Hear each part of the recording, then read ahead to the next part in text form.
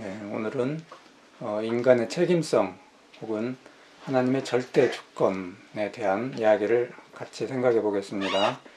아르미니우스는 1560년에 태어나서 1609년에 사망한 자인데, 감리교의 창시자 존 웨슬리가 자신의 신학적 조상이라고 생각했던 자고, 아르미니우스파는 아르미니우스를 추종하는 자들로 1618년에서 1619년 네덜란드 도르티에서 열린 개혁교회 총회에서 유죄 판결을 받고 개혁교회에서 축출된 자들입니다.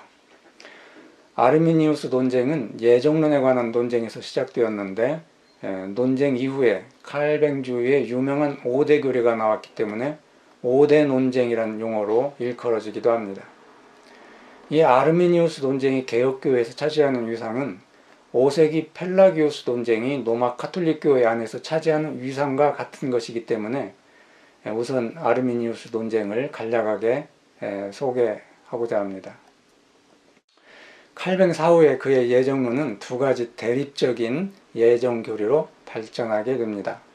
하나는 칼뱅의 후계자인 베자가 주장한 타락 전 예정론이고, 다른 하나는 타락 후 예정론이었습니다.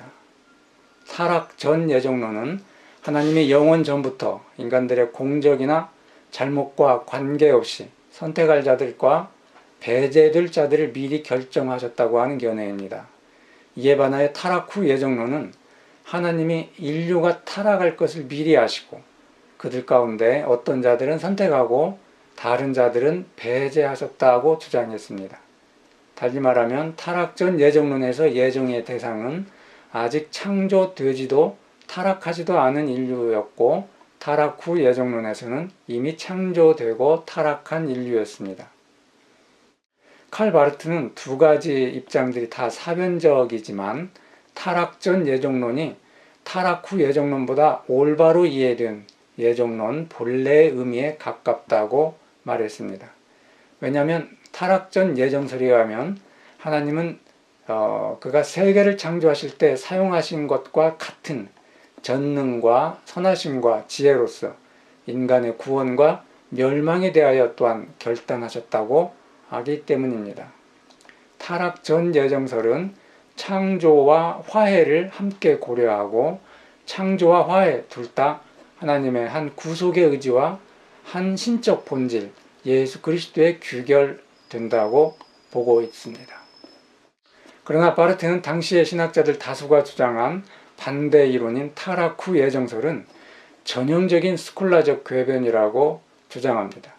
그것은 하나님이 세계를 창조하시고 보존하실 때 그의 선하심과 지혜가 한편에 있고, 그와 나란히 인간의 구원과 멸망을 위해 결단하는 특수한 선과 의가 따로 있다고 주장하며 창조와 화해를 분리시키기 때문입니다.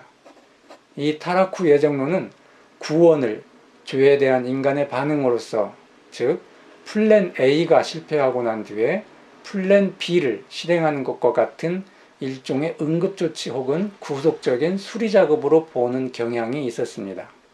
그런데 당시 로마 카톨릭교도 루터파들이 보기에는, 그리고 어떤 개혁교회 신학자들에게는 이 타락 전 예정설의 하나님은 독단적으로 어떤 자들을 구원하고 또 다른 자들은 저주하는 무서운 하나님의 모습을 지니고 있다고 보았습니다.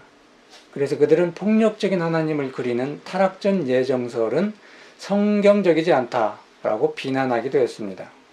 아르미니우스는 본래 배자의 저자로서 엄격한 칼뱅주의자였습니다. 그러나 그가 고향 네덜란드로 돌아가 나이덴 대학의 신학교수로 활동할 때 배자의 가르침을 반박한 코르네르트의 저작에 맞서 칼뱅주의 교리를 옹호하고 그를 반박하여 달라는 암스테르담 시장의 요청을 받고 그의 글을 읽던 중에 심경의 변화를 일으켰습니다.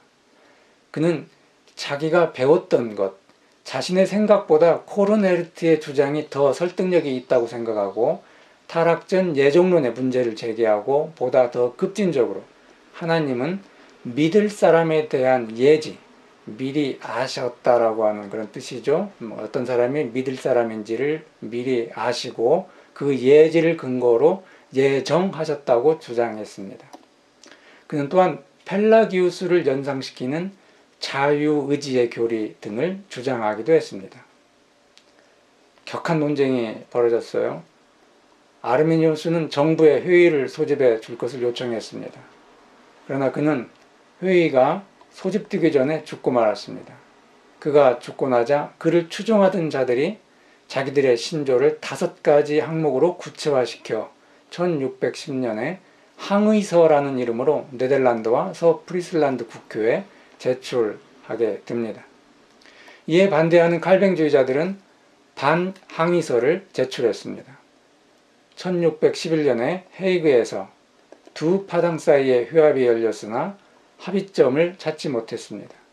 이후 몇 차례 더 중재를 위한 회의가 열렸고 아무런 결과를 얻지 못했습니다. 마침내 1618년 도르트에서 회의가 열렸고 여기서 아르미니우스의 견해는 유죄 판결을 받게 됩니다. 아르미니우스파에 의하면 구원은 하나님이 주도권을 갖고 있습니다. 그러나 인간의 응답이 결정적인 요인이 되는 하나님과 인간의 결합된 노력을 통하여 성취됩니다. 마치 신인 협력설 같은 내용을 말하고 있는 겁니다. 하나님은 모든 자를 위해 구원을 예비하셨지만 그것은 단지 자유의지로 악을 멀리하고 선을 택하는 그러한 자유의지로 하나님과 협력하고 은혜를 받아들이는 것을 선택한 자들을 위해서만 효과적이 된다고 주장했습니다. 바로 여기서 인간의 의지가 결정적인 역할을 합니다. 이같이 아르미니우스파는 하나님이 아니라 인간이 구원을 받게 될 자들을 결정한다고 주장했습니다. 자, 여러분 홀만 헌트의 세상의 빛 예수 그리스도라는 그림 보신 적 있죠? 이 그림은 아르미니우스파가 어떤 생각을 하는지 잘 나타내주는 그림이라고 할 수 있습니다. 이 그림을 보면 굳게 잠긴 문 밖에서 가시면류관 쓰신 초라한 모습의 예수님이 한 손에 등불을 들고 한 손으로는 문을 두드리고 있습니다. 자, 자세히 보면 이 집의 문은 문 밖에 문고리가 없습니다. 영국의 유명한 찬송가 작가 윌리엄 하우 감독이 이 그림을 보고 이상히 여겨 화가에게 물었다고 합니다. 왜 이 문에는 문고리가 없습니까? 그랬더니 화가가 이렇게 답했다고 하죠. 이 문은 안에만 문고리가 있습니다. 안에서 열어줘야 밖에서 들어올 수 있습니다. 이 그림을 그린 화가가 아르미니우스주의의 영향을 받았던 것 같은 생각이 듭니다. 우리 찬송가 535장 주예수 대문 밖에는 이런 배경에서 나온 찬송가입니다. 여러분 다음 도표를 보시기 바랍니다. 아르미니우스주의 5대 교리와 칼뱅주의 5대 교리를 비교한 도표입니다. 아르미니우스주의 5대 교리의 첫 번째, 자유의지 또는 인간의 능력을 강조하고 있고, 칼뱅주의 5대 교리는 이에 반대되는 전적인 무능력 또는 전적 타락을 주장합니다. 아르미니우스주의는 조건적인 선택을 주장하고 칼뱅주의는 무조건적 선택을 주장합니다. 아르미니우스주의는 보편적인 구원을 말하고 칼뱅주의는 제한적 속죄를 말합니다. 아르미니우스주의는 성령은 효과적으로 저항될 수 있다. 인간이 의지로 인간이 성령의 역사를 반할 수 있다. 그렇게 말하고 있고 칼뱅주의는 저항할 수 없는 은혜를 주장합니다. 아르미니우스주의는 은혜로부터 떨어질 수 있다는 것을 말하고 칼뱅주의는 성도의 견인, 이 견인이란 말보다는 성도의 궁극적 구원이라고 하는 것으로 알고 있으면 더 좋을 것 같습니다. 성도는 궁극적으로 하나님의 구원을 받는다라고 하는 주장입니다. 이 칼뱅주의 5대 교리는 영문자 이니셜을 앞자리를 조합하면 튤립이라는 말이 되는데 튤립은 네덜란드 국화이죠. 그래서 영어권 개혁교회들에서는 칼뱅주의 5대 교리를 튤립이라는 애칭으로 부르기도 합니다. 감리교는 존 웨슬리가 1778년에 아르미니우스파 잡지를 창간하고 개혁교회 예정론을 거부함에 있어 자신은 아르미니우스와 일치한다는 것을 확언한 이래 아르미니우스파의 5대 교리를 그대로 수용합니다. 감리교회는 존 웨슬리가 1778년에 아르미니우스파 잡지를 창간하고 개혁교의 예정론을 거부함에 있어 자신은 아르미니우스와 일치한다는 것을 확언한 이래 아르미니우스파의 5대 교리를 그대로 수용합니다.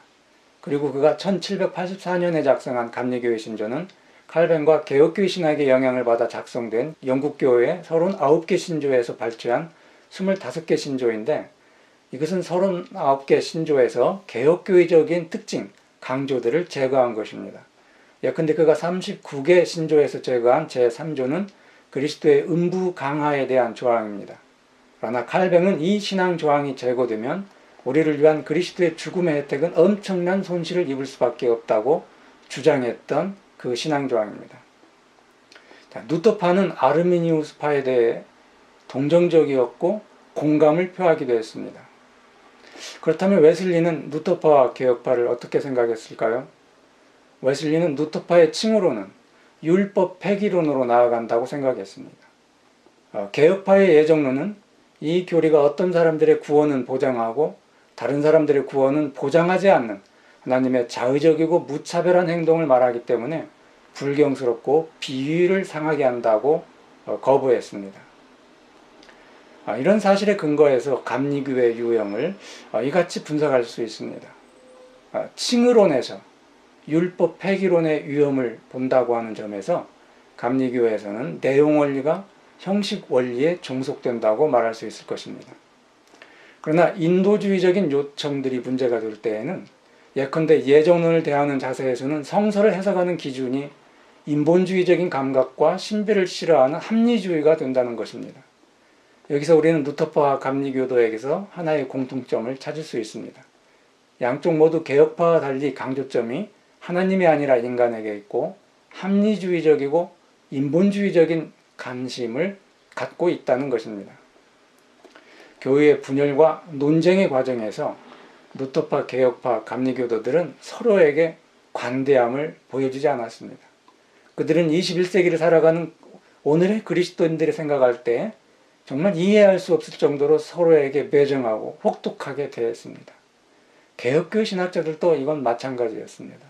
왜 어째서 개혁교회 신학자들은 로마 카톨릭 교도들과 루터 교도들 그리고 아르미니우스파들에 대하여 그렇게 배타적인 주장을 하지 않으면 안 되었을까요? 개혁교회 신학자들은 하나님의 주권과 영광을 충분히 고려하지 않는 저들에 대해 반대 의견을 제기하지 않을 수 없었습니다.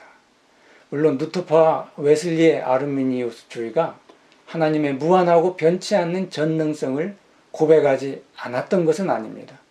그러나 그들은 곧바로 하나님의 전능성을 제한하는 피조물의 자유에 대한 철학적인 개념을 주장함으로써 그들이 방금 전에 확언했던 것을 즉시 부인합니다. 예컨대 루터교는 우리가 신앙으로 의롭게 된다는 것을 주장할 때 인간의 행위인 신앙에 의해서 우리가 칭의될 수 있다는 의미로 받아들임으로써 하나님의 은혜의 주권을 부인합니다. 아르미니우스주의는 하나님이 구원의 유일한 창시자라고 고백하지만 인간의 자유의지와 협력하지 않고서는 하나님께서 인간을 구원할 수 없다고 선언함으로써 방금 고백하고 확언했던 것을 부인합니다. 여기서 개신교의 교리적인 변질이 시작되고 우리는 감정적이거나 이성주의적인 그리스도교와 마주하게 되는 것입니다. 그러나 개혁교의 신학은 다만 이것은 하나님께서 말씀하신 것이다. 이것은 하나님의 말씀을 들은 것이다 라고 말할 뿐입니다.